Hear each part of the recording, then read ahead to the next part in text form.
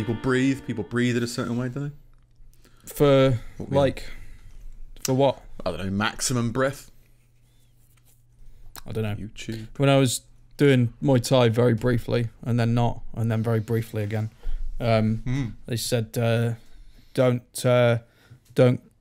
if you're out of breath, don't crouch down and kind of like hunch over. Like you need to sort of fight that instinct. And what you should actually do is like put your hands over your head or whatever, so it opens you up. You should surrender. They like put their hands on the back of their head, and apparently like it opens your chest up, but it didn't feel right like to a me. hammock. I just felt worse. Yeah. Yeah, just open up your lungs, didn't it? I guess. Yeah. But it's I suppose it's like when I remember doing PE and they were like, breathe through your nose. I'm like, but I can't get enough air in. I'm dying. Yeah. Yeah. Well, maybe they were just trying to save the world. Just if we kill Steve. Yeah. We just get rid of this whole year of kids. Yeah. He doesn't understand what he's going to unleash when he's older.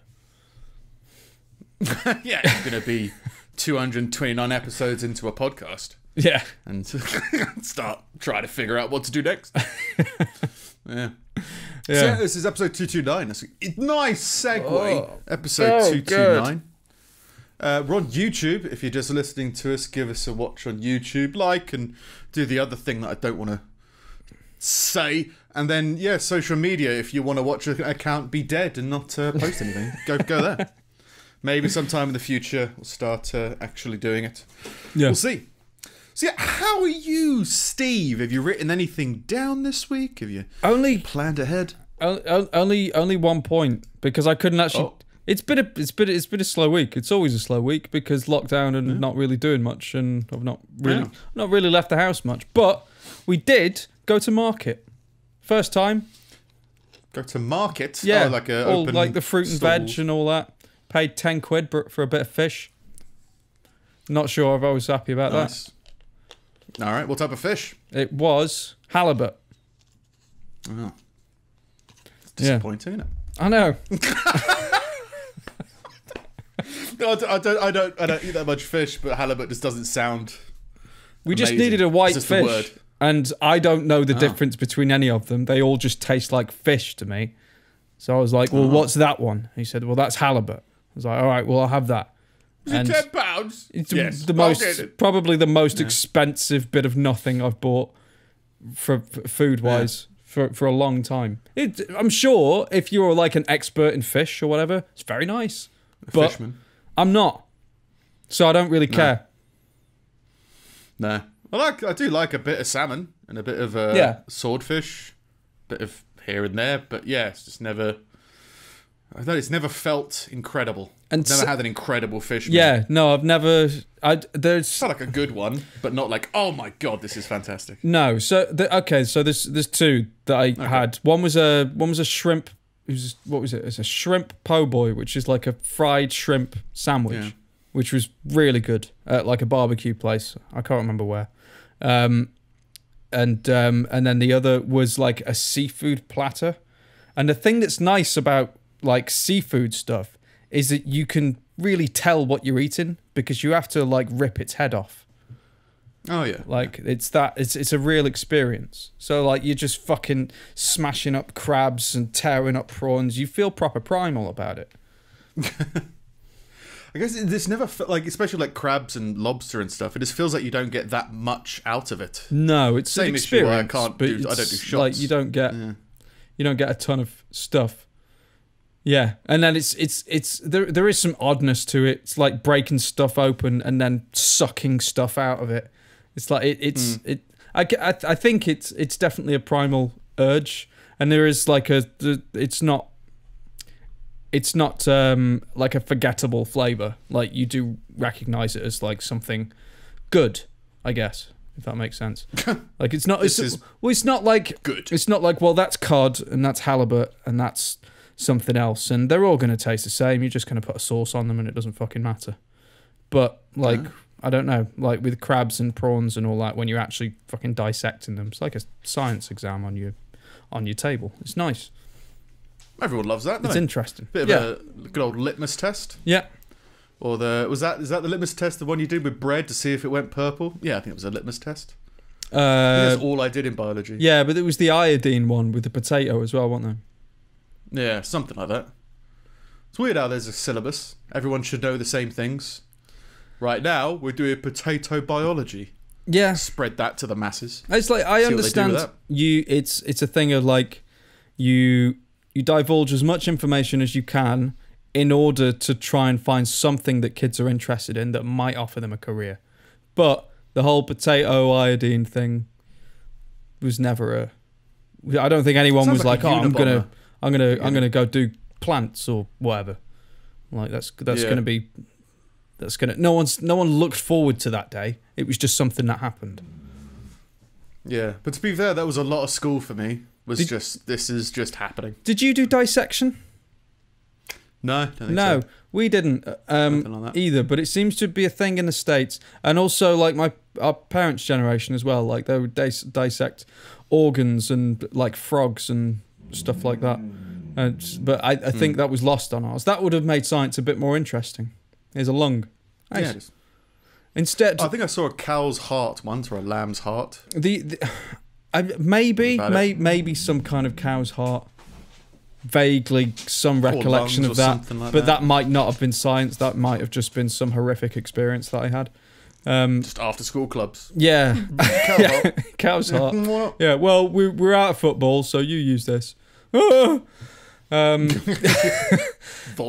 Yeah. No, I definitely saw a lung at some point, but it was like in a jar, and they were like, if you smoke, that's what happens. Like they put your lung in a jar. Yeah. Wish I was in a jar. Yeah, instead I'm just sitting here putting like drops of iodine on potatoes. Oh, it's brown. Rained this morning. Great. Doesn't rain in the jar. Yeah, science was a lot duller than I think TV and film made it out to be. I had like a doctor's nurse's checkup thing for my blood pressure because they weren't happy when I emailed them. I couldn't email them my blood pressure over the internet. I was like, I can guess like 5. Is 5 good? I don't know. So I went into to get measured in that, and like I'm a stupid person, like dim. Like I can't. I answer things honestly, and one of the things they were asking was like, so when was the last time you had all these tests done and all that? And I was like, well, I had some blood tests last week. And then she said, oh, when was the last time you did a piss test? I was like, I don't know. She's like, you don't know when you last had a piss test? I said, no, I don't know. Like, well, did you do it last week? And I was like, I don't actually know. I might have done. I piss in things and post them all the time. Because like there's different departments that ask for different tests, and it's like I don't manage it that well. I assume you know if you've got my piss. Like I assume that. Maybe I'm wrong. Yeah, but that sounds like a kind of detail that you share amongst yourselves. Yeah, I mean the first thing she asked was, "Why are you here?" I said, "Well, because you phoned me this morning and told me to come here." Yeah, but what for? I don't know. Like blood pressure? It's like, oh, we don't need that. Well then, why am I here? Yeah. And then she took a blood pressure thing with a machine, and apparently it was too high for human capability. So she said, the machine's probably broken. I'll just figure it out. And she just kind of like put a stethoscope on my wrist and was like, yeah, it's fine. I don't mind. I don't take it particularly seriously, so I can't. I don't mind. And that's going great don't for take you. It seriously. Yeah, it's like 5. Yeah, let's move on. But just weird little things. I mean, like the NHS it's like obviously the belief is they are at the moment they're like really busy because of all the shit that's going on. But like to return a voicemail for that appointment, so I missed the call by 30 seconds or something. Because they were 30 minutes late calling me. And then I phoned them back and it took me 90 minutes to get through to them. And all it was, can you wear a mask when you come in for your appointment today, please? I was like, yeah. Oh, God. I mean, you couldn't text that? Well, I mean... 90 minutes on the phone for you. Isn't that just par for the course now for everywhere. You should know by now. You'd think, like, it's been a year, right? You'd think there would be, like, more phone lines. Oh. Or more people answering a phone. The place with all the sick people, like, you wouldn't want us to wear a mask when I've been wearing it to fucking Londis every day. And then just when I went into the surgery, there was just, like, lots of people, lots of official members of staff vaguely wearing masks in the way that is ridiculed online, like pulled down on their chin while they're yelling over to somebody else. You go like, I honestly don't care, but it's just strange to see. Yeah. Because you got some people take it very seriously with aprons and shields and shit like that, like the staff that work there, and you got other people laugh at a joke. It's like, it's fair enough, but like it's just an odd thing to see, because you go like, I don't take it seriously, but I'll obey the rules for everybody.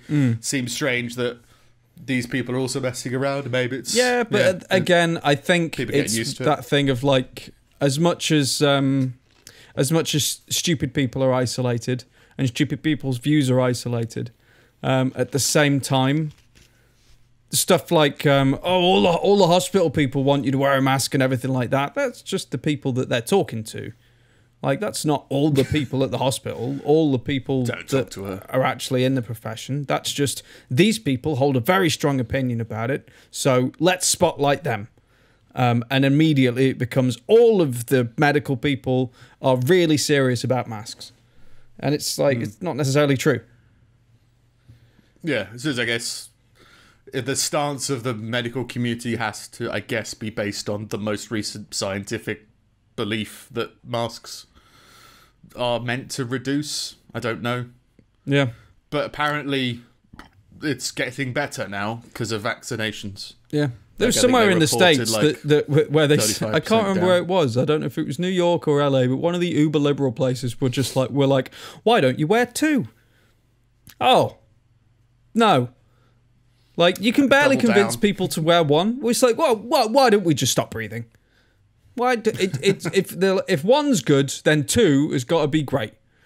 Okay. Didn't, like, Texas run out of batteries or something?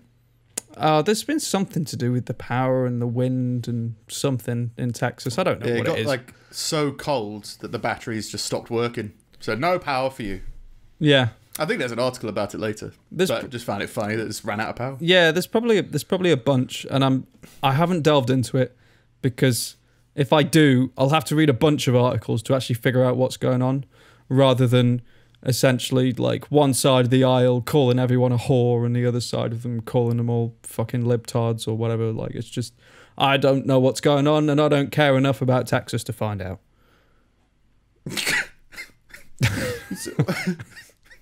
We really do look at things differently, I think. Like, so the power be going out could be a political gambit? No, it immediately got politicized from the very brief thing that I've heard about it, because something wind turbines. And then there's all these people who are for wind turbines and all these people who are against wind turbines and bring back the oil and I don't care. I just don't want to play. And that's like a Green Party thing. Green Party's getting involved. Well, no, it's not. It's in the States. It's the Dems. It's anything that appears to be environmentally friendly is Democratic. Anything that appears to not be is Republican. Just gives the illusion of not being. Yeah. I mean, I don't know. Chris Tarrant. He's not eco-friendly. Keeps on making people millionaires. We're used to. Then that guy coughed. Yeah. And it all came crumbling down. And now it's Jeremy Clarkson. Cheat! I just got a cough. That was a weird time. That was front page news for a while. Yeah, there was a documentary on it. Documentary on a cough in the darkness. Yeah. It's a big conspiracy. Anyway. Anyway. So a blood pressure tested, and then just vague questions. Just like with weirdness. I just didn't know when I last pissed. So, and again, like they did a diabetic checkup while I'm there, which is basically they poke you with needles to make sure you still feel things in your body, in your feet specifically. Right. And I told them, I was like, well, I don't have any feeling at a certain part of my left foot anymore. And they're like, oh, okay, yeah, that's fine. Like, but isn't that what this test is? Isn't that what this test is about? And then they do the test, and you go like, well, the way that sensation works, I'm assuming, is like there's a part that's numbed, but if you like scratch that part, the vibrations go to the parts that aren't numbed, and I go like, yeah, I know where you're doing it, but I can't feel it. I just know that you're touching me. Yeah, it's like having pins and needles or something. Yeah, I've actually liked it at the moment. I don't know whether it's a good thing or a bad thing, but it's like I've been electrocuted. Like, have you ever been electrocuted? Yeah. Yeah, I remember I had like a air heater that wouldn't work. So like these two metal bars weren't touching, so I just attached them with a paper clip, and but it was done. I did it with like string and stuff, but yeah.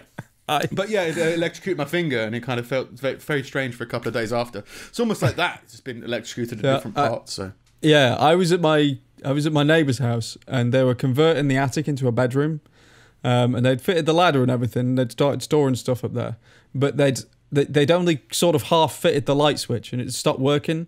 So you had to take the plate off it and put the wires together to get the light to come on. So my mate went into the loft. He was just like, could you stand at the top of the ladder and hold the light switch together? Like, oh yeah, that's good. That would be a great idea. So I did that. Unearthed. Oh, yeah, I'm probably earthed somewhere, somehow. Just fucking 240 volts. Just like, and it's that thing of like, I'm holding them together and I can't let go. And I'm at the top of a ladder, and I was like, well, falling would probably help. Like, that'll make me let go. It's only like 5 feet or something. Yeah. So many ways that we should have died. Oh, like, yeah. I think there's so much of it that people, and sadly, sometimes it goes wrong, but the average person, I'm assuming, goes through so many near-death experiences and just kind of shrugs it off. It's like, oh, it's probably nothing. Yeah. It's all good. If I could have that stat, that would be great. Like how many times you should have been dead. Yeah, but once I'm on my deathbed or close to that, then give it to me when I've got nothing left to really worry about.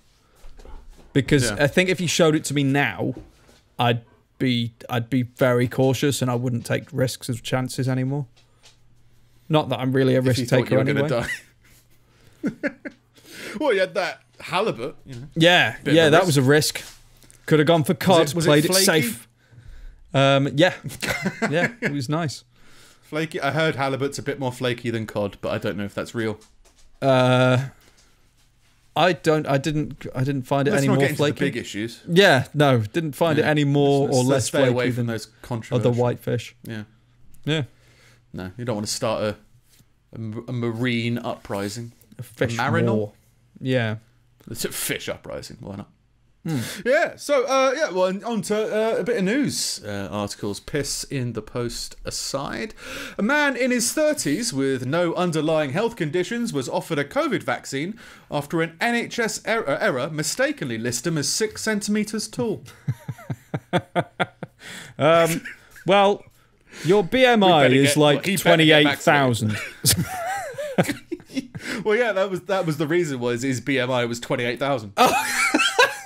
Like specifically.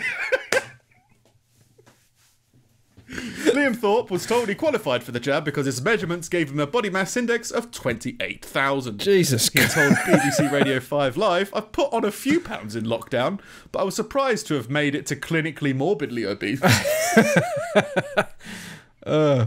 Maybe I've read it somewhere. I must have read that. Maybe. There's no way I've guessed that. But yeah, so he's 6'2", but he's on the documents as being 6.2 centimeters. And I just like that the response was like, again, it's like it's just red tape. But you just go like, this guy's 6.2 centimeters tall. Well, we should we vaccinate? We should definitely vaccinate this guy before other people, right? I mean, I don't know whether the dosage is going to be the right size, but he better get it. He's 6 centimeters tall, and he's 16 stone. Was he lying down when we took his height? Is he a snake? Is he a worm? Yeah. He's just very dense. Very dense, man. Yeah. It sounds like got any bones. He's just like a puddle on the floor. He was born in a supernova. Yeah, but not that. Like, they didn't phone up to see if he's all right. Well, are you okay? How are you? Yeah. Yeah. Do you need anything? A step ladder, a rope, I don't know. Yeah. A catapult. But yeah, it really made me rethink what I was going to do for pancake night. 'Cause they must have called him like that. Like, your BMI is 28,000. Like, Yeah. no, it's don't not. don't have another I mean, pancake. what's an average BMI? I don't even know. What's I don't know. do you have a BMI? I don't know. I don't imagine really do it's BMI. like, let's have a look. Average BMI.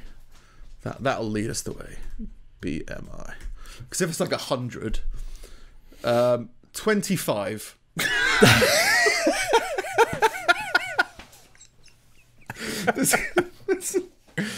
Obese is 30. This goes 28,000. Just like someone must have noticed something at some point when he had an appointment and they were like, is 6 centimeters tall. Isn't it meant to be like, well, we might have to make some special, requirements for this guy? Same as if someone was in a wheelchair, it'd pop up say like, is it wheelchair accessible? If someone needs what do they call it? Like a chaperone, like they take to the doctors with them. Maybe they need to be extra. Something else needs to be done. But it's like, nah, it's fine. It'll be fine. Well, do they put? They don't do this by hand, do they? It'll be a system that just kind of like anyone over this much gets a letter, and then they come in and get an injection. But where's the Microsoft Word paperclip? This guy's 28,000 BMI. like there's a weird, like a little red bubble at least. There's something you should look at this. Yeah. He's 6 centimeters tall. I don't know how tall fetuses are, but they're more than 6 centimeters, I think. Yeah, and they're not like 16 day stone. Yeah. It was NHS Liverpool Clinical Commissioning Group said occasionally errors can happen. Yeah. Yep. It's a fair point. You just put a dot in the wrong place. It's a pretty big mistake. Yeah. Yeah. If I was listed as being 7 individual people, I think that would be flagged. Yeah. Can't be a bit weird, wouldn't it? You feel like, well, again, it's another one of those things that's like taking a long time to transition into the digital stuff, I'd imagine. Like, so maybe they don't have little alerts that pop up. Well, maybe they've still got Facebook in that pirate language and they can't really understand it. But, I mean, what was that shit a couple of years ago where the NHS went down? Like, because... Down? Yeah, there was like a virus on like one of the computers and it shut down the entire NHS. Or something like for a couple of days, everything was being done on paper because the systems and stuff that they use, they're just like, well, if it's not broken, why update it? Why fix it? It doesn't matter. So it was just really vulnerable. Yeah, I like the idea of a virus being in a computer and loads of specialist doctors around it trying to diagnose. So, where have you been abroad in the last year? This computer just on fire. Reboot the patient. Yeah. Clear browser history. Clear. Do it quick. Anyway, so yeah, if you're 6 centimeters tall, lose some weight. Yeah. In other news, a wanted man handed himself into police in West Sussex to avoid having to spend any more time in lockdown with the people that he lives with. On the run from the law. He'd rather go to prison than spend any more time with you. No, I've had moments. Look, I can understand it though, can't you? Like this. I mean, I don't know what your white privilege existence is like, but have you ever lived with people that you lived with me for a while, didn't you? Ever lived with people that you hate? No one that I hated. People I found very annoying. Yeah. Only one that I found very annoying. You know him. I think. Yeah, yeah. You took some time. I sent you a text and you destroyed him. I seem to recall. Oh, cool. That is Facebook. I don't remember that at all. Yeah, his Facebook login. I think I know what you mean. It was a while ago. Yeah. Many years ago. Oh. Yes. Yeah. Cool. Yeah. I can't remember what I did, but I remember there being something about that. Yeah. Yeah. We'll talk about that. It was probably in today's kind of very sensitive climate, thoroughly uncool, but I don't care. It was funny. Yeah. But no, yeah, I've lived. I mean, I'm a damaged human being, Yeah. right? So like, there's just things that I just can't. I just can't. It just triggers me in stupid ways. So I remember we had like I was living in a flat share, and there was this guy who was we just moved in, and we were having a barbecue, and we didn't have any like tongs. So I asked him if I could borrow his, and he said yes. But after every single time we used it, he went. And then as soon as we put it down, he'd take it away and put it in the cupboard. And then I'd have to go ask him again for when the burgers needed turning again. And it was just like, if you don't want us to use it, just say. That's fine. We've got a spatula. But just stupid, passive-aggressive, like, I don't have time for this. And I can't do the small attacks, like that kind of thing of like subtly trying to passively be aggressive. I don't have enough... I don't have so little rage that it can stay at that level. The thing is like, if it's, I always found those things weird because it's like, do you need it tomorrow? Do you need it in the next week? No. And is it really expensive? No. Are they hard to get hold of? No. So if I break it or damage it, or you don't like the condition that they're returned to you in, just tell me and I'll buy you another. Yeah. It's just that we need some now, and you have some. Yeah. I must have been like, 22, 23, something like that. So it's still young people living with people. But yeah, it's just can't. It sits on my mind because I'm very self-aware, I think. So I think I'm aware that I'm very self-aware. It's so like, I know that I can appear to be quite aggressive. Sometimes I'm fine with that, but sometimes it's like, I'm not trying to be a dick, but you're making me be a dick. Yeah. Just so I try and not tiptoe, but try not to unjustifiably explode. So just try and be nice. And when someone's trying to weave in and out, it's just like, no, just go fuck yourself. Let's just do this. Yeah. But yeah, so I can imagine, if I was wanted for the law, it doesn't say what he was wanted for. He was wanted on recall to prison. So does that mean he escaped prison? Does that mean he was let out of prison on a condition and he broke that condition? That's probably what it is, isn't it? Like, let out, and then if don't do it again, if you do, you come back. The man, whose identity was not disclosed, presented himself voluntarily to Sussex police on Wednesday afternoon, reportedly in the hope of getting some peace and quiet.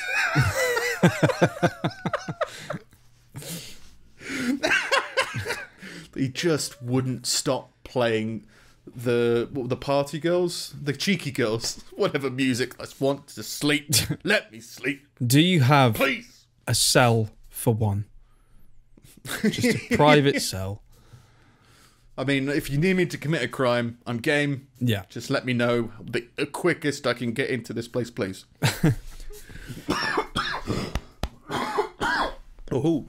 Psychologists are reporting a rise in people experiencing symptoms of sustained stress, similar to burnout at work, including problems with sleep and concentration. And many people are desperate for human contact after months of relative or total isolation. I think this is an explanation to why he was around people. It was because he was with human contact that he went back to prison. Yeah. It's not because he was lonely. No. It's because he was not lonely. Yeah. He was anything but. I need to be more alone. Yeah. Couples have also felt the strain. In April last year, a quarter of couples, 23%, said they were struggling with their relationships, according to research by the relationship support charity Relate. This is relationship support called Relate. Isn't that a bit incestuous? Yeah. How's it going? How long have you been brother and sister? I think a lot of people don't realise how little they like the person they're with until they were stuck with them. Or they didn't want to confront it.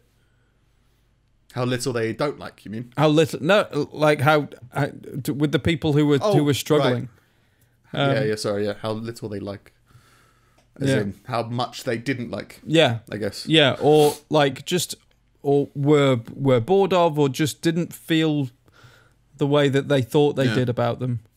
To the point where now that I'm stuck with you, you really annoy me. Well, there's just so many people in bad relationships, I think, or just not necessarily bad relationships, but I think there's a lot of people who aren't in great relationships. By default, I guess. But so I guess it's not average. There's a lot of people in average relationships. Yeah.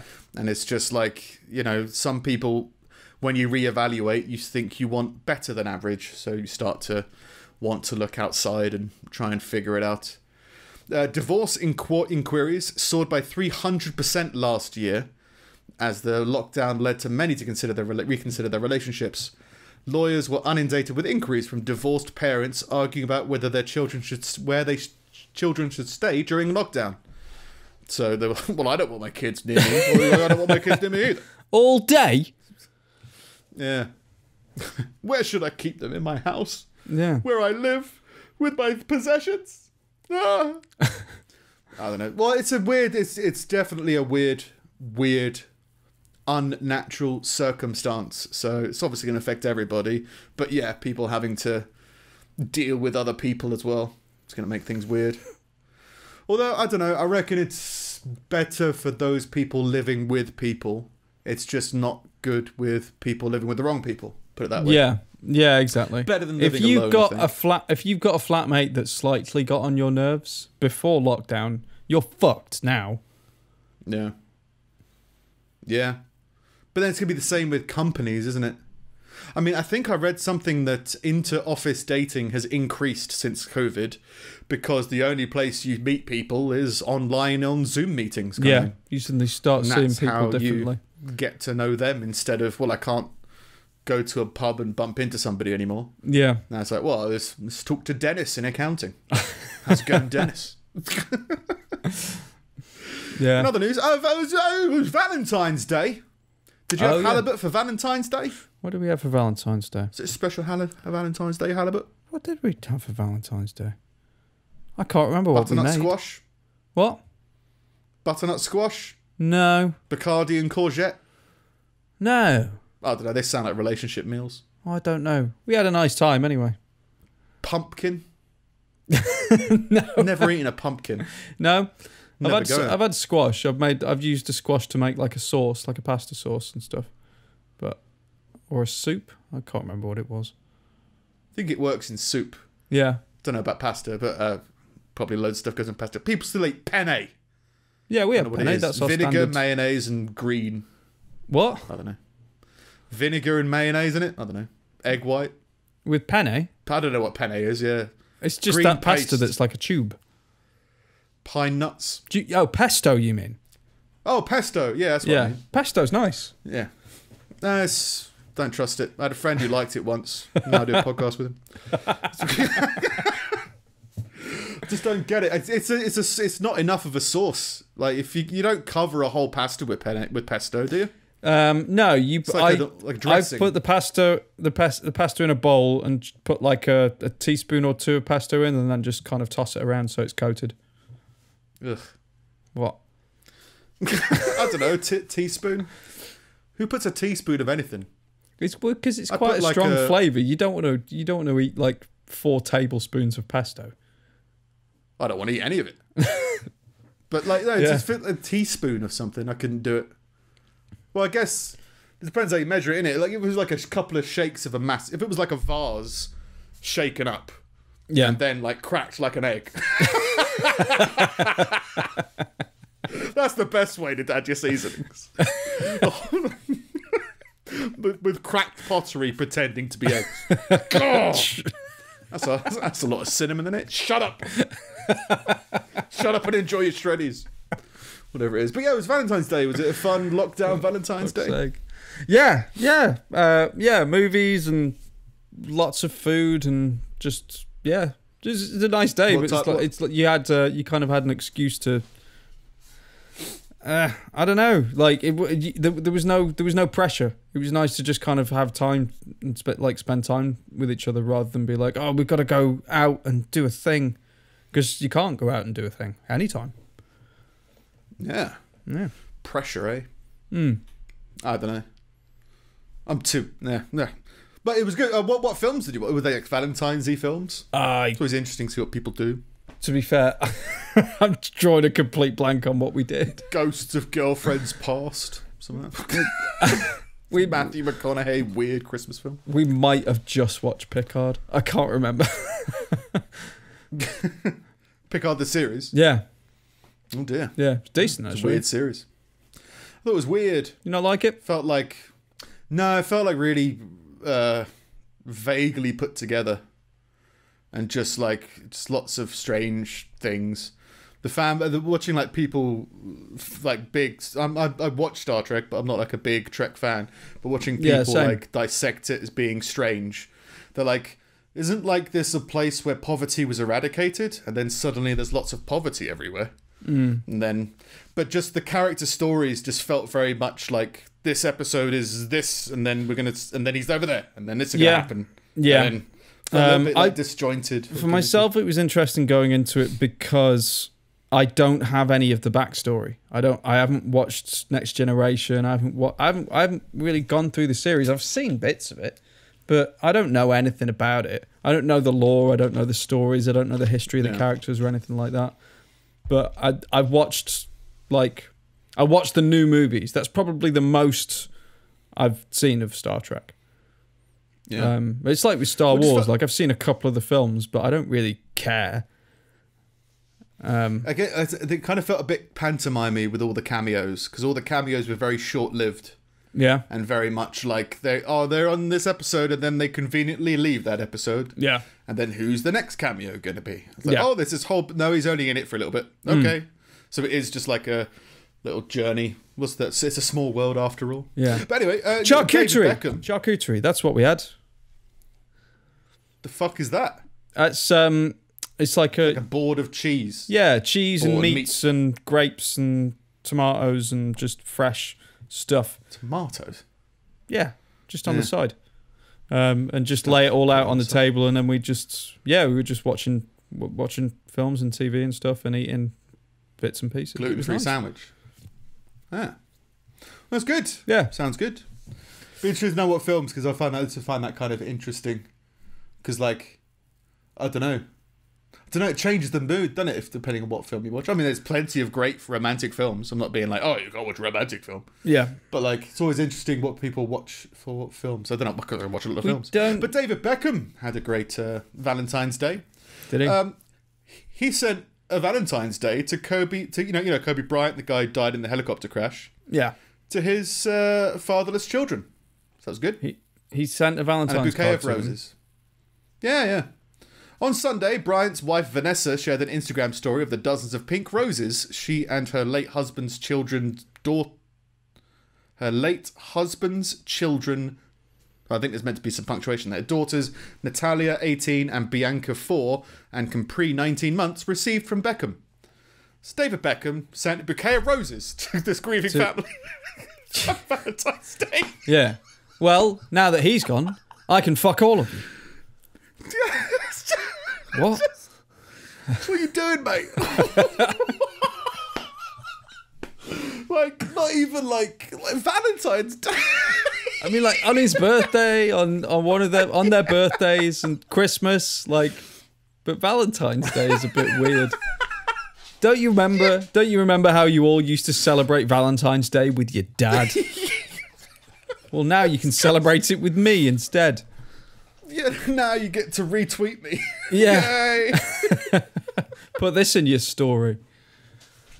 Yeah, in addition to the individual bouquets of flowers, so multiple bouquets, the 45-year-old also included an emotional card which read, "I hope I inspire my children just as much as your dad did. Thinking about you all today. Happy Valentine's Day. With love, David Beckham and family." Yeah. That's weird, right? That's strange. Yeah. You don't send like get well soon cards to people on Valentine's Day. I mean, maybe they were friends. Maybe if they were friends and it was a close thing, then yeah, it could be fine. It could make sense. Yeah. Like, it's going to be a difficult time for people anyway, because I don't even remember when it happened. It was like within the last 2 years. I don't know whether it was in the last 1 year. Relatively recently. It was. Was it early last year or something? I don't think it was pre-lockdown, but it wasn't long ago. Yeah. It wasn't too long ago, sorry. I don't think it was in lockdown, but it wasn't too long ago. Yeah. So it's still gonna be fresh. It's still gonna be painful, but like just David Beckham just sending flowers to people. Yeah. Oh, I hope they're fine. Doesn't sound genuine, but hey, maybe it is. Maybe I'm cynical. Maybe it's a genuine thing and a nice thing that this person wanted to do. Yeah. I tried that being nice for a while. I tried it when I was like 16. How'd it go? And it went creepy real quick. Clearly stuck. I think I was working on a meat and fish counter, and I decided to tell everybody that they looked beautiful today. It got real weird real quick.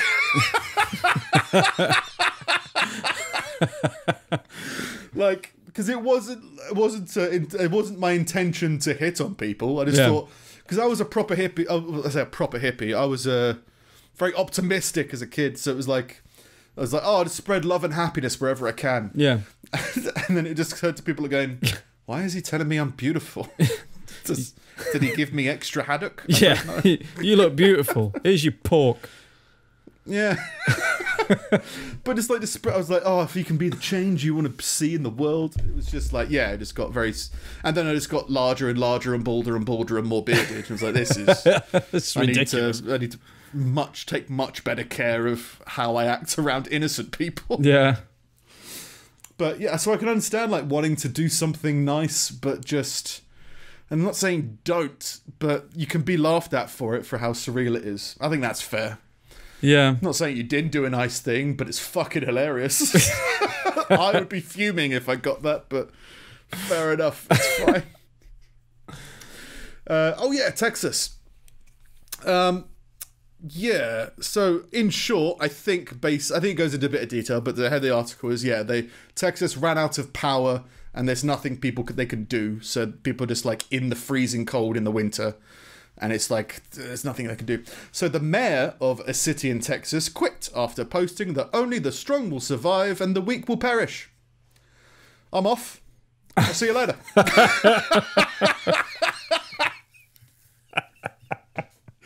Only the strong will survive, and I'm not that strong, so see you later. Goodbye.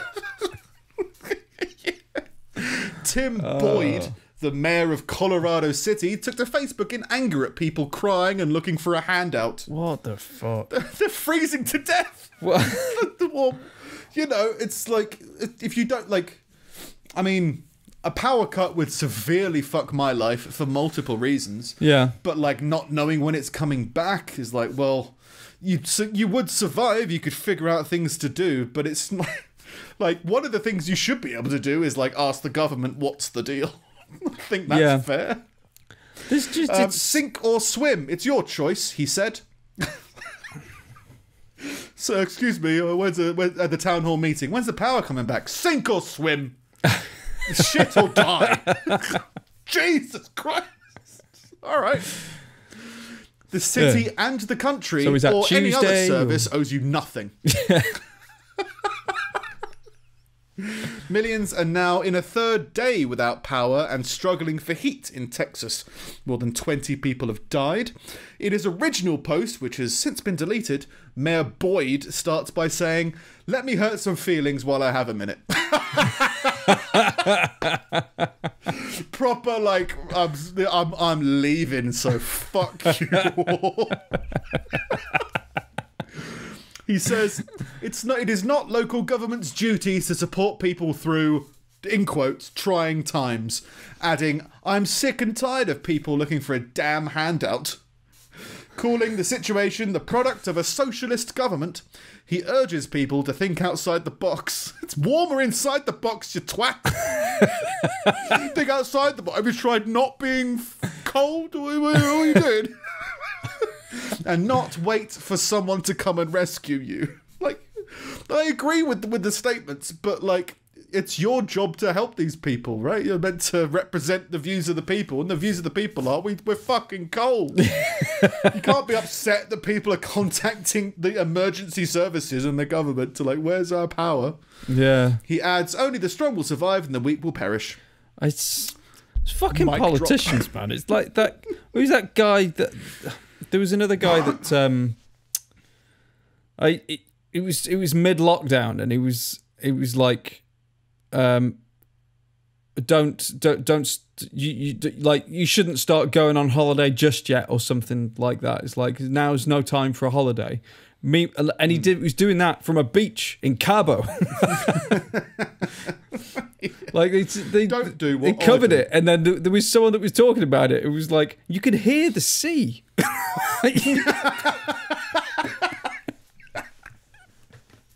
You can hear the Arc de Triomphe. Yeah, this PR team trying to get the message across while being like, well, he's can't help what he's doing. Just hopefully the message is fine. But I understand the sentiment. I do fully agree that you should be able to look. You need to not depend on the government and do all these things. But that doesn't mean that the average person doesn't want to look to the government to see what's going on. There's a difference between they're meant to represent. Yeah, I think there's a difference between not relying on the government for on a weekly basis, or like having like basically to look after you and wipe your ass for you, but in times of crisis, like not just like I'm having a crisis, but your entire state is having a crisis. Like it'd be like not sending the National Guard when the fucking tsunamis come. Like that's a problem. This is your problem. But I guess it's the difference between, so you get an invite to a dinner party, but you're quite particular about what foods you eat. So you eat before you go, and you go to socialise. Yeah. And the difference between the people inviting you to a dinner party, not giving you any food and telling you to go fuck yourself. Yeah. Like, why have you hosted this dinner party? You wanted to be in charge.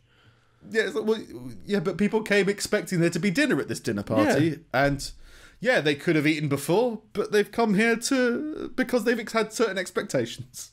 Why have you hosted this and then told us to go fuck ourselves? Yeah, it's just it's just weird, but yeah, it's not the way. It's not they're meant to be, and that's the. I think I merge the term politicians and leaders. Because my idea of what a politician should be is a leader of some sort. They should be leading their local area towards a better future, and not just trying to maintain their job. Yeah, I saw a thing today about why do politicians avoid answering questions, and the answer was because if they give specific answers or they do anything, they could very easily get fired.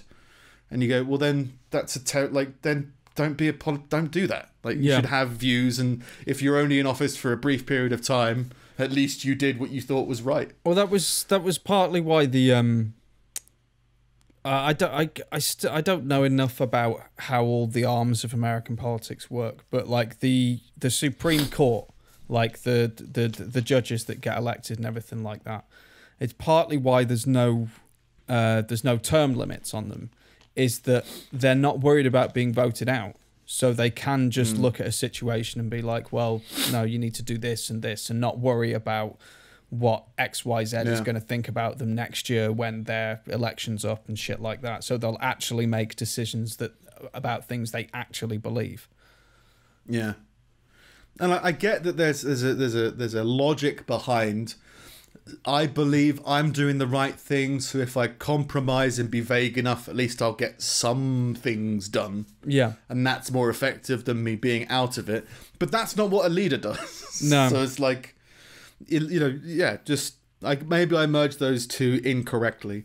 But it's just, it seems so weaselly. And weird people get into politics, in my opinion. And so just the fact that someone cracked and told people to go fuck themselves doesn't surprise me, but it makes me question why they got into politics. Yeah. In other news, from the audience this week, an enraged wife stabbed her husband with a squirrel because he didn't buy beer. Always good. With a lot of people under lockdown have bad relationships. Sometimes squirrels get involved. Stabbed live squirrel? Frozen squirrel? Ceramic. Oh, okay. But just squirrel. Stabbed with a zebra or something. I don't know. A 44-year-old woman allegedly attacked her husband with a squirrel because he came home without beer on Christmas Eve. Her 41-year-old husband had gone out to buy some beer late that evening, but due to the shops being shut for Christmas, returned empty-handed, a police report said. Stab. Yeah, that seems... Merry Christmas. For some reason, I expect the genders to be reversed on that. Is that societal conditioning from me where I expect the man to be pissed off that the woman hasn't brought beer home? I don't think a man would use a squirrel. I think he'd use like an otter. An otter. Something like that. A beaver, like a builder. Something. Yeah. An animal with a job. Something DIY-esque. Yeah. Or like something really cool, like a transformer. See, this way you put it on. There's a car now. Vroom, vroom, stab. Turn this one into a knife. Yeah, it's an army man. Stabbed with a ceramic. I mean, I guess if it was broken, right? Like a broken shard of ceramic. Yeah, it's that. I think it is a weapon. You do see those things with like people smashing bottles and then stabbing with them. You always see that in a film. Never see it with ornaments. Like, yeah. Why wouldn't you use a bottle? Like the full bottle? Well, they're out. You can't stab someone with a full bottle. She was going to stab him with a bottle, but he didn't bring any home. That's why she sent him. Really fancy stabbing you with a bottle. Yeah. No, but it's better to club someone than to stab someone. I reckon that's probably a movie thing, innit? It's I've mentioned him before, but I started watching some more of his stuff. A guy called Lindy Beige, who's just like an English, I guess, like YouTuber historian. He just like talks about, medieval stuff and human belief. I think he was an evolutionary psychiatrist, something like that. But does a lot of stuff about like, misconceptions about history and all that kind of stuff. And he goes into how like in wars with battles, like people really exaggerate how motivated you are to kill enemy soldiers. Yeah. You're really just looking to get them to retreat. So like, for example, if there's a wounded soldier on the floor and 4 people come to pick him up, when I was a kid I was like, yeah, but you just shoot them as well, wouldn't you, because then you'd have more people dead. It's like, no, you go like, well, they're leaving the battlefield, so I'm just going to do something else like that's I'm done with that, that's fine, I'm going to sift over here. You're looking to get people to retreat. So when you try to hit someone with a bottle, I don't think you're looking to necessarily stab them and cut them. You're more like, I just want to send this person a message. So you would just club somebody with something rather than craft a weapon. I'll be with you in a minute. Just filing whittling down bits and bobs. Tying, handles to shit. Yeah, got some grip now. Yeah. But I know it's the bottle in the head would certainly send a message. And then you've broken the bottle anyway, so then you could use it as a stabbing weapon then. Don't hit the bar first. Think about the insurance. Anyway, that's me in the audience this week. All right. Okay. Christmas stabbing. Yeah. Christmas squirrel stabbing. Managers of a stately home in Norfolk are taking care of an invasion of moths this week via the release of thousands of parasitic wasps. Parasitic? Give them the flu first.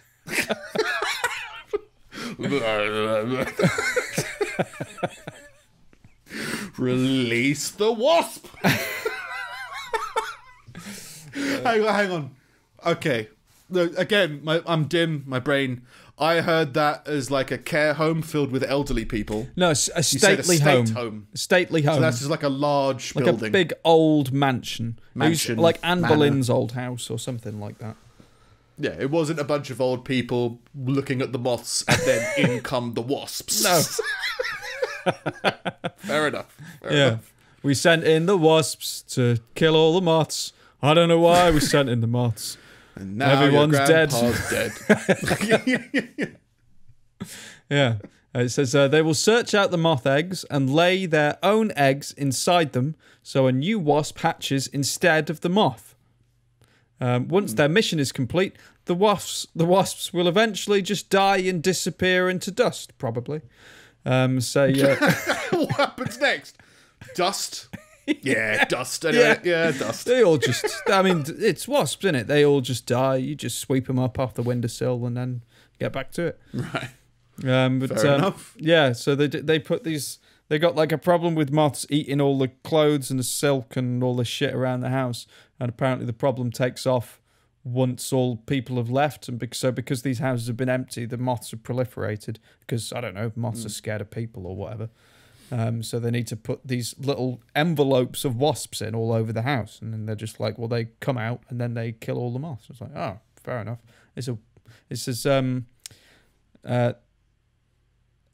We believe the pest control attempt is the first of its kind to be held inside a heritage setting.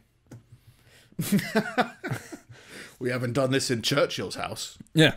We've only done it in this weird stately home. But the wasps are half a millimetre long, so you can barely see these things. Who's farming wasps? I don't know. It's a weird form of pest been control. A big contract. You're hoarding pests. That's not... I mean... We're controlling them. Maybe they're that one says you're not controlling them. Yeah. You're giving yourself more work than you need. Yeah. But seriously, who's farming all these wasps? Because, like, it must have been a big contract when someone was like, they must have proposed, like, we need help. We got too many moths. What do we do? Yeah. And before someone said, like, open a window or gas, the wasp team stepped in. Oh, we got a bunch of wasps. I guess. Yeah. Sure. Yeah. I mean, there's no visitors, so we'll try it. Like, it's fine. Unleash the wasps. I live here, but I guess I'm fine with that. Yeah. It's all right. They're parasitic moths. They're very small. They just burrow into things. You can't really see them. Oh. Yeah. Good. That's what I want. That's fine. All over my house. They'll just go into your blood vessels. Yeah. And start contaminating. Fair enough. Yeah. We got wasps. Yeah, but we got some wasps. I finally found somewhere we can offload all these envelopes full of wasps to. Why? Who did you buy them off in the first place? I don't.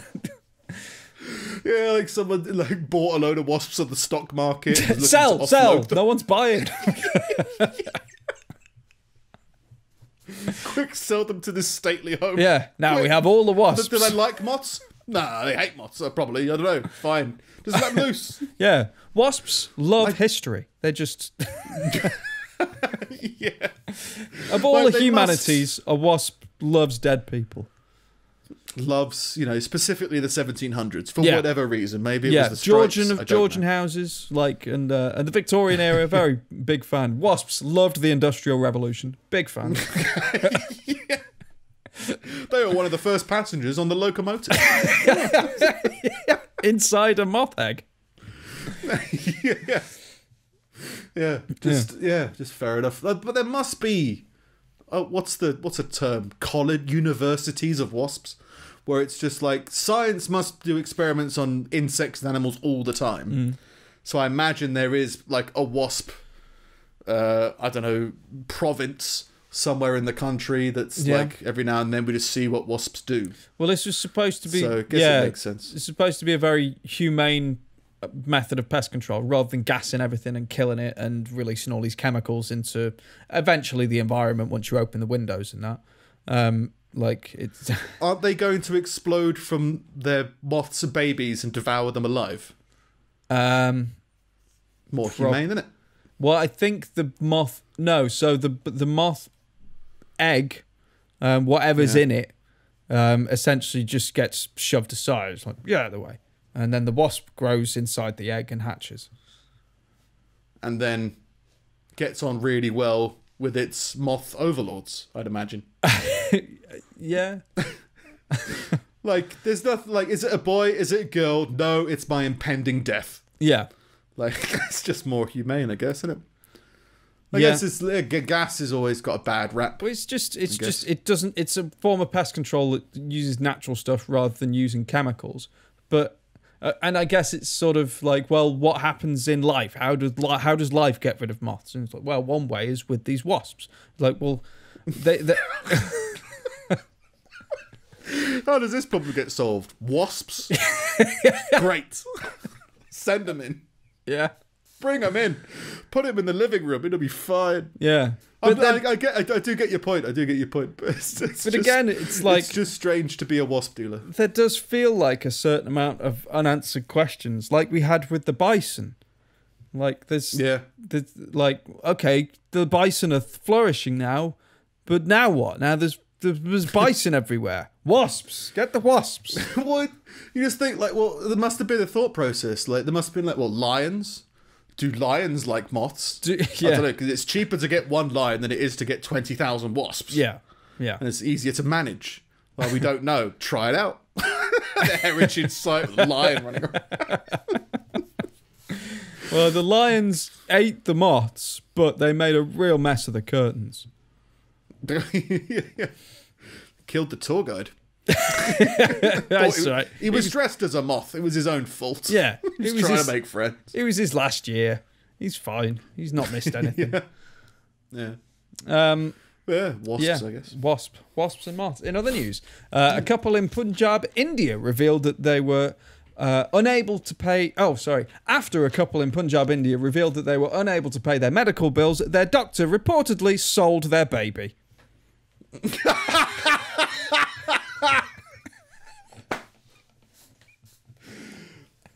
Have you paid for your chemotherapy?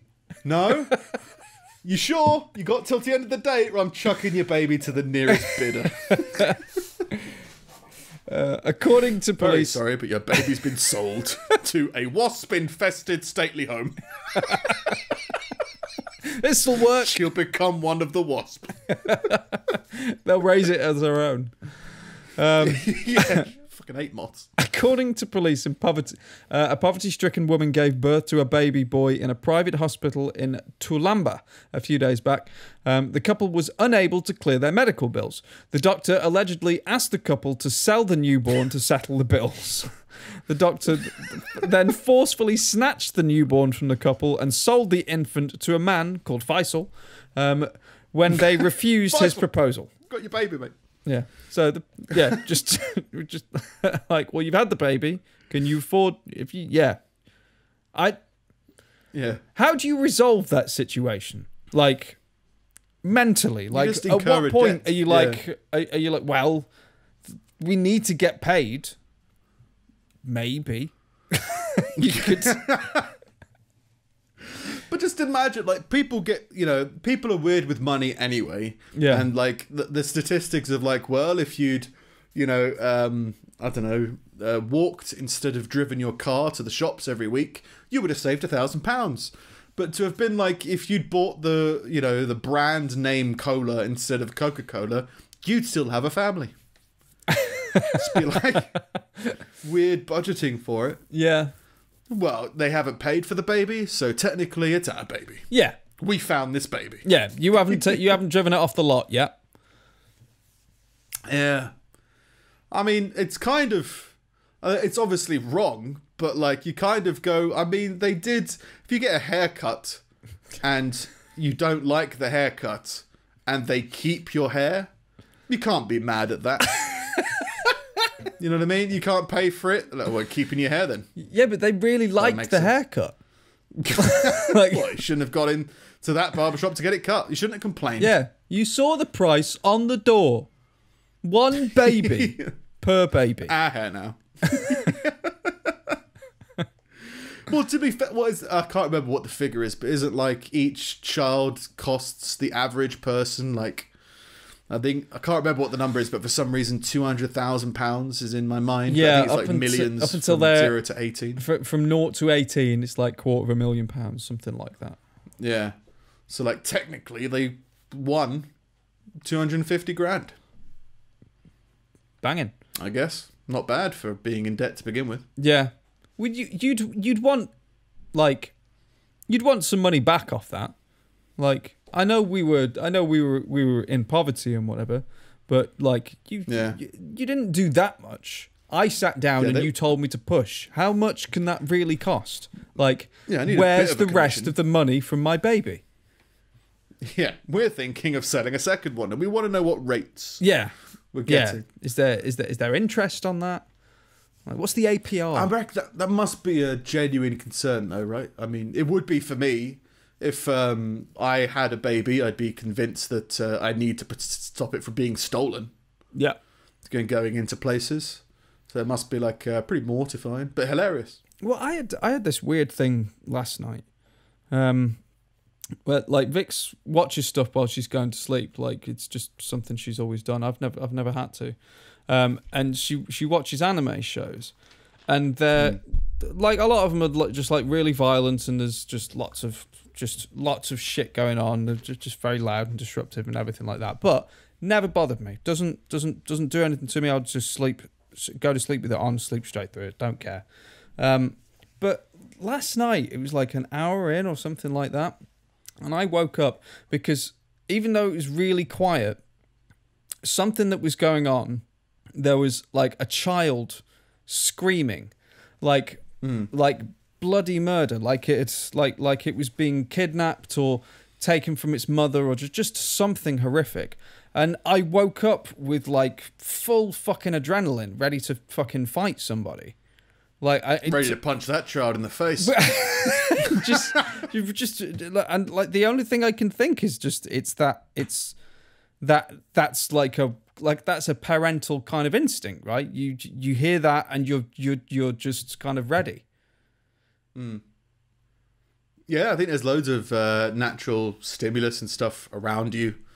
Like I heard, I don't know how true this is. In fact, I don't think it's true anymore, but I heard that you only snore when you're feeling secure, like you feel like you're in a safe place, because you mentally wouldn't snore if you think you would alert nearby danger, kind of thing. I've never heard that. Which is like, yeah, I think like a part of it could maybe be true, right? You wouldn't get into as deep as, I reckon the deeper the sleep you have, maybe the slower you breathe, and therefore the more you snore. Maybe that's a thing. But like, yeah, like your brain never fully switches off. It still listens for things, snakes, stuff like that. There's an old, I don't know how true this is, but there was an old military book I read that was about how if you're in a house and you're upstairs, your body senses with the air pressure changes in the house if someone opens up the front door. Oh. But if you're not attuned to it and you're not aware of it, you ignore it. Yeah. But if you're used to being on high, if you're mentally like, I need to be on high alert, you can sense when something's wrong. So you kind of like, okay, I'm alert now. So that and crying babies. Well, there is that thing with if you're in an unusual place, like if you're in not unusual, but if you're in hotels, you only really half sleep, like half of your brain stays awake, kind of like listening for danger unless you're there for a while, long enough for you to get comfortable with your surroundings. Yeah. Well, it's the same as eye contact. Like people know if you know if somebody's making eye contact with you or looking at you. You can sense that someone's eyes on. And it's not magic. It's just lots of different senses that aren't on high octane at the moment. So your peripheral vision just like picking up something and then picking up again. And then you go like, oh, there's something over there. And then you notice that it's been happening. So your senses are always active. You're always switched on. Yeah. So, yeah. At least 30 Taliban militants reportedly died this week following an explosion during a bomb-making class.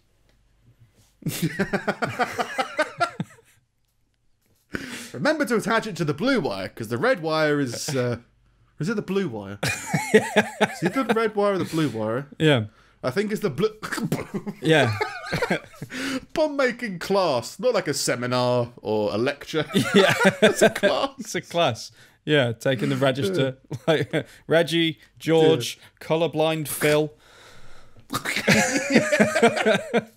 Parkinson's Gary. Yeah, I think. The fighters included 6 foreign nationals who could not be identified due to the extent of the damage. The militants had apparently gathered to learn techniques for making bombs and IEDs from the 6 foreigners who were reportedly considered experts in the subject. That's nice. They have foreign talkers come in and like like a guest speakers. Yeah. He made the bomb that took care of the wasps that took care of the moths. Yeah. I like this guy. He's the one that brings the bourbons.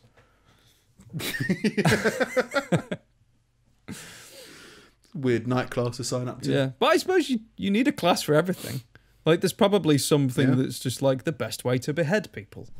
Like Yeah. Like torture 101. Should you give them water? No, no, no. No, no. Oh, learn something every day. Unless they hate water, then yes, yes, yes. If they hate water. Constantly talk about how wonderful water is. They'll fucking hate it. Take them to the sea. Look how much lovely water there is. Feeling bad yet? Pretty bad. Yeah. Wish it wasn't raining. Yeah, I just thought that was quite cute that they have like a like a class. Yeah. Little fold-up desks. Yeah. A reclamation yard owner in Cornwall made headlines this week after rolling home an unexploded sea mine that was washed up on the beach for use as a footstool. That's great, though. Yeah. That's amazing. Can you imagine the arguments you would win if you would have sat on your armchair watching telly and someone starts having an argument and you go, no, I think I was there and I know what was going on. And they keep arguing and you start kicking their footrest. That's, oh my God. What's that? It's my mine. Yeah. Blow up the whole street. Yeah. Yeah. Because Jaffa cakes are actually a macaroon or something. The biscuits, not cakes. Yeah, so it was later discovered that the bomb was inert, which isn't as fun. An inert training mine. Fetch. Yeah. Not doing it. Yeah. And I watched the video with him talking about it. He said, well, basically what you have to do is you tell the Marines and Give them a call. and if no one's claimed it in a year, then you get to keep it.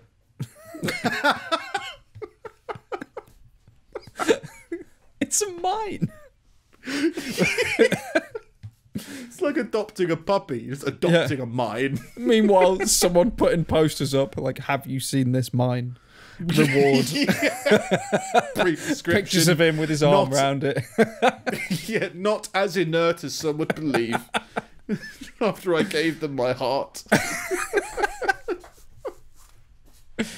Loves to fish.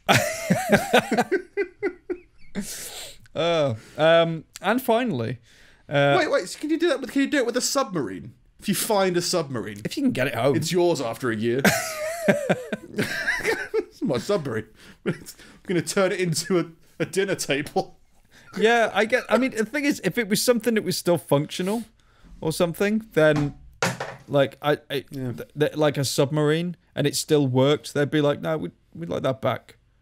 Like, but if it was an explosive, that'd be that's like fine. finding a parked car and be like, well, it's parked, so it's mine now.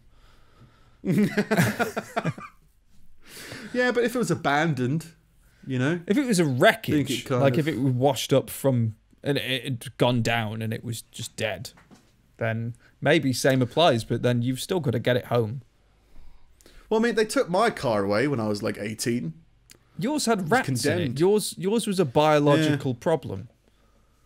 Yeah, it was just parked in a car park and my insurance ran out, so I just didn't renew it and I didn't use my car anymore. Yeah. But then I got a call from the police one morning.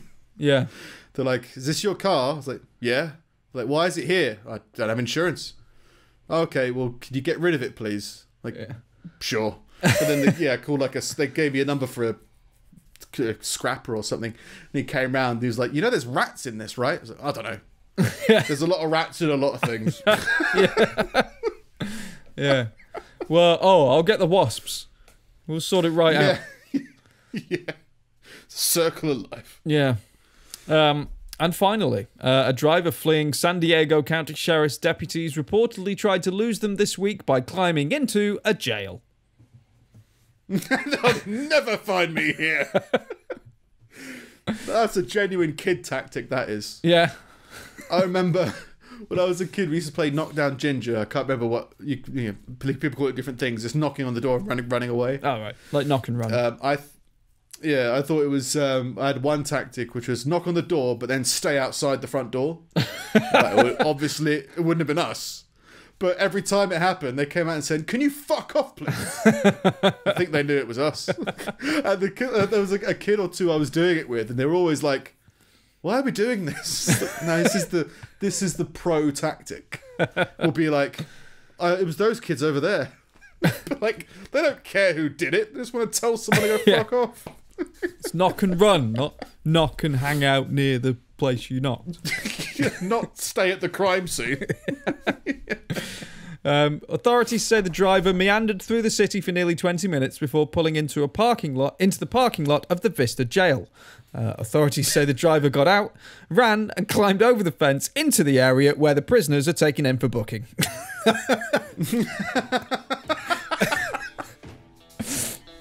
And that's just like what are they going to do? But who is this guy? How did you get in here? What are you doing? And they go, well, hang on, it's a crime to break into a jail, so we'll just put you in a jail cell. Yeah, and it'll be fine. Yeah. It says, and that's just what happened. The 35-year-old man was arrested and booked for resisting and obstructing police. So he climbed into the jail, and they booked him and put him straight in the cell. We're perfectly equipped for this exact situation. Yeah. Come on in.